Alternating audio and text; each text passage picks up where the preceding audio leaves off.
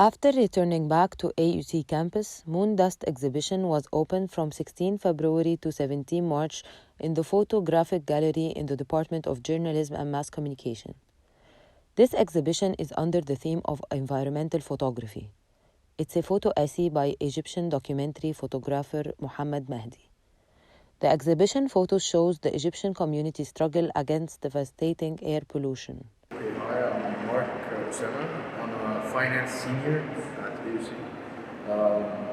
I think this exhibition is really powerful. It's really insightful into the idea, and I've personally gotten involved in the story, which makes it way more powerful than any article written in a newspaper. The story focuses on Wadi Al-Qamar, a residential neighborhood in Western Alexandria which is located less than a mile away from the Alexandria Portland Cement Company. Hi, I'm Maria, a business marketing sophomore. It's my first time to see an environmental photography. I believe it's very powerful in delivering the message. I will never think of the struggle without seeing this picture. I didn't believe in the power of pictures before, so I liked it.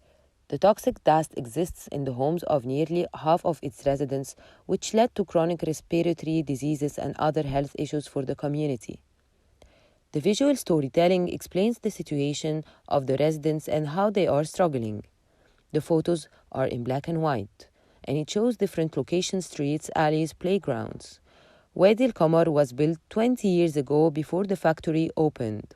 The aim of the exhibition is a way to raise media's attention to the issue and pressure the factory to install filters to improve the situation of residents. Hoda El Nahlawy, AUCTV, Cairo.